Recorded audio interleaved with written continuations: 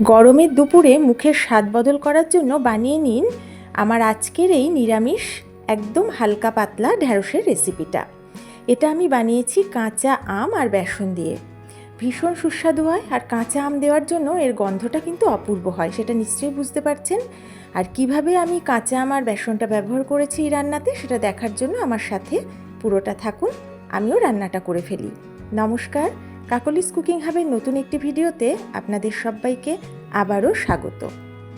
এখানে আমি 250 গ্রাম কচি ঢ্যাঁড়স এইভাবে বড় টুকরো করে কেটে নিয়েছি। ঢ্যাঁড়স কাটার আগে ভালো করে ধুয়ে জল ঝরিয়ে একটু শুকিয়ে নিয়েছিলাম। এখানে নিয়েছি একটা কাঁচা আম।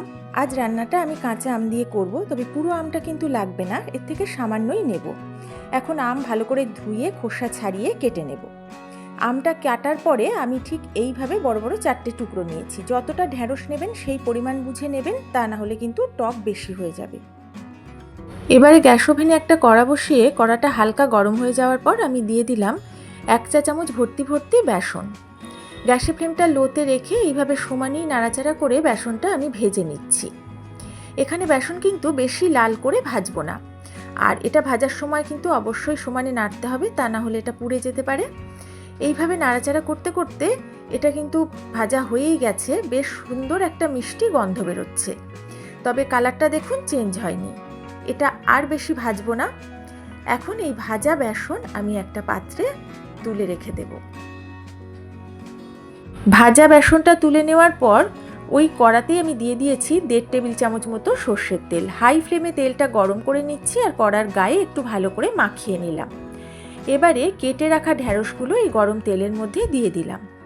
এই সময় গ্যাসের ফ্লেমটা মিডিয়াম টু হাইতে রেখে দেব। মিডিয়াম টু হাই ফ্লেমে এইভাবে সমানেই নাড়াচাড়া করে ঢ্যাঁড়সগুলোকে আমি ভেজে নিচ্ছি। এগুলো ভাজার সময় প্রথমেই কিন্তু লবণ দেব না বা ঢাকাও দেব না, তাহলে জল বেরিয়ে গেলে ঢ্যাঁড়স ভালো করে ভাজা হবে না। ঢ্যাঁড়সের মধ্যে যেহেতু বেশ নাল ভাব আছে, তাই জল বেরোলে ঢ্যাঁড়সটা ভাজতে অসুবিধা হবে। এখন এইভাবেই সমানেই নাড়াচাড়া করে আমি 2 থেকে 3 মিনিট ভেজে নিচ্ছি। বেশ কিছুক্ষণ ভেজে নিয়েছি, এটা অনেকটা কমে গেছে। এখন এর মধ্যে অল্প করে দিয়ে দিলাম হলুদ গুঁড়ো, আর সামান্য দিয়ে দিলাম লবণ। লবণ আর হলুদটা এবার নাড়াচাড়া করে ঢ্যাঁড়সের গায়ে ভালো করে মিশিয়ে নিচ্ছি। লবণ হলুদটা দেওয়ার পর আমি 1 মিনিট মতো এইভাবে নেড়েচেড়ে নেব। তারপরে আমি গ্যাসের ফ্লেমটা একদম লো করে দিয়ে ঢাকা দিয়ে আরও 1 মিনিট ভেজে নেব, যাতে ঢ্যাঁড়সটা একটু নরম হয়ে যায় আর হলুদের কাঁচা গন্ধটাও চলে যায়।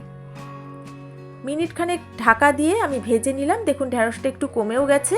এগুলোকে আর ভাজবো না, এবারে এগুলো তুলে রাখবো। ঢ্যাঁড়স ভেজে তুলে নেওয়ার পর কড়াটা একটু পরিষ্কার করে নিয়েছি। এবার ওই কড়াতে আমি 1.5 চা চামচ মতো সর্ষের তেল দিয়ে দিয়েছি। তেলটা ভালো করে গরম করে নিলাম। এবার আমি এতে ফোড়নে দিচ্ছি 1/2 চামচ কালো জিরে আর একটা চেরা কাঁচা লঙ্কা। এখানে আপনারা 3-4টে কাঁচা লঙ্কাও ফোড়নে দিতে পারেন। এবার গ্যাসের ফ্লেমটা লোতে রেখে ঢাকা দিয়ে কিছুক্ষণ আমি ফোড়নটা ভেজে নিলাম। খুব সুন্দর একটা গন্ধ বেরোচ্ছে। আমি যে আম কেটে রেখেছিলাম 4টে টুকরো, সেই আমের টুকরোগুলো এখন তেলের মধ্যে দিয়ে দিয়েছি। এটা দেওয়ার পর তেলের মধ্যে এটাকে অল্প একটু সময় নাড়াচাড়া করে নিচ্ছি। খুব বেশিক্ষণ কিন্তু আম এখন ভাজবো না।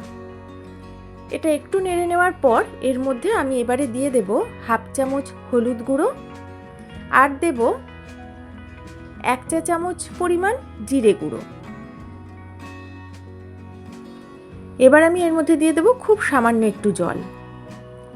এবার জলের সাথে গুঁড়ো মশলা আম সব মিশিয়ে নিয়ে ভালো করে নামেশা পর্যন্ত একটু নাড়াচাড়া করে নিচ্ছি।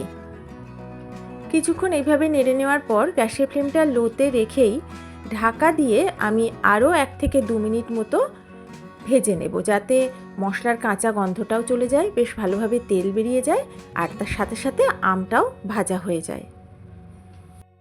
অন্যদিকে ভাজা বেসন একটা বাটিতে তুলে নিয়েছি। এর মধ্যে অল্প করে একটু জল দিয়ে দিলাম।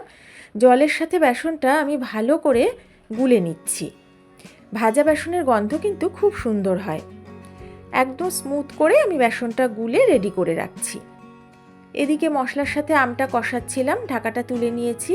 ঠিকঠাকভাবেই কিন্তু কষানো হয়েছে, মশলা আম বেশ ভালোভাবেই ভাজা হয়েছে, তেল ছেড়ে দিয়েছে। এখন আমি জলে গুলে রাখা বেসনটা এর মধ্যে দিয়ে দেব। গ্যাসের ফ্লেমটা লোতে রেখে এখন কয়েক সেকেন্ড আমি এইভাবে একটু নেড়ে নিচ্ছি। এইভাবে একটু নাড়াচাড়া করে নেওয়ার পর লো ফ্লেমেই ঢাকা দিয়ে আমি মশলাটাকে আরও একটু সময় কষিয়ে নেব। তবে একটু খেয়াল রাখতে হবে, যেহেতু বেসন দিয়েছি তলায় যেন লেগে না যায়, তাই মাঝে ঢাকা তুলে একটু দেখেও নিতে হবে। মশলাটা বেশ ভালো করে কষিয়ে নিয়েছি, মাঝে 1-2 বার ঢাকা তুলে নেড়ে দিয়েছিলাম। এখন আমি একটু বেশি করে এর মধ্যে দিয়ে দিলাম গরম জল। জলটা এখানে একটু বেশি দিতে হবে, আর অবশ্যই চেষ্টা করবেন গরম জল দেওয়ার। এখন মশলা, আম সব জলের সাথে ভালো করে নাড়াচাড়া করে আমি মিশিয়ে নিচ্ছি। গ্যাসের ফ্লেমটা হাইতে রেখেছি, এটা আস্তে আস্তে ফুটতে শুরু করবে। এটা ভালোভাবে মেশানোর পর এখন আমি এর মধ্যে দিয়ে দেব স্বাদ মতো লবণ। লবণটা দেওয়ার পর আবারও আমি একটু নেড়ে নিচ্ছি যাতে লবণটা একটু মিশে যায়। এবার গ্যাসের ফ্লেমটা লোতে রেখে ঢাকা দিয়ে কিছুক্ষণ রান্না করব যাতে আম সেদ্ধ হয়ে যায়। প্রায় 2-3 মিনিট পরে ঢাকাটা তুলে নিয়েছি। এবার আমি দেখে নেব আম কতটা সেদ্ধ হয়েছে। বেশ সুন্দরভাবেই কিন্তু আমটা সেদ্ধ হয়ে গেছে।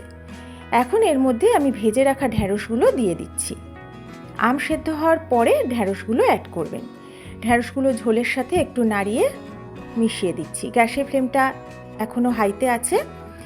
এটা বেশ ভালোভাবে ফুটে উঠেছে। এবার আমি গ্যাসের ফ্লেমটা লো করে দিয়ে ঢাকা দিয়ে ঢ্যাঁড়স সেদ্ধ না হওয়া পর্যন্ত রান্না করে নেব।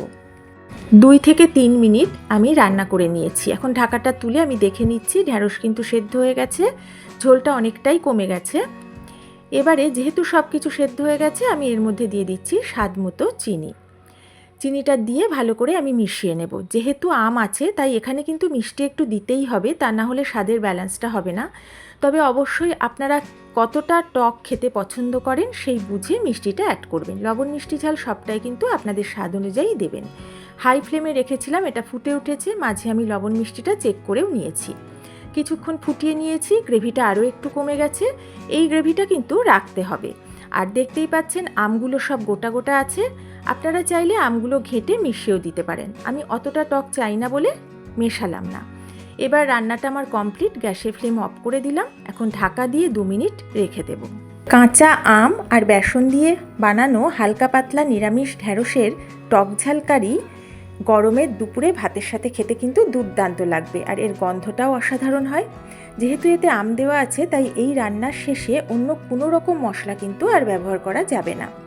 এই রান্নাটা ভাতের সাথে খেতেই ভালো লাগে, তবে আপনারা কেউ চাইলে এটা রুটি দিয়ে খেতেও পারেন। তবে আমি বানালে এটা সবসময় দুপুরে ভাতের সাথেই খাই। যদি এই ভিডিওটা আপনাদের ভালো লাগে, আমার ভিডিওতে পারলে একটা লাইক করবেন, একটু শেয়ার করবেন, আর নতুন বন্ধুরা আমার ভিডিও ভালো লাগলে পাশে থাকবেন। আর অবশ্যই এইভাবে একবার গরমের দিনে ঢ্যাঁড়সের রেসিপি বানিয়ে খেয়ে আমাকে জানাবেন কেমন লেগেছে। তাহলে আজ এই পর্যন্তই। সবাই ভালো থাকবেন, সুস্থ থাকবেন।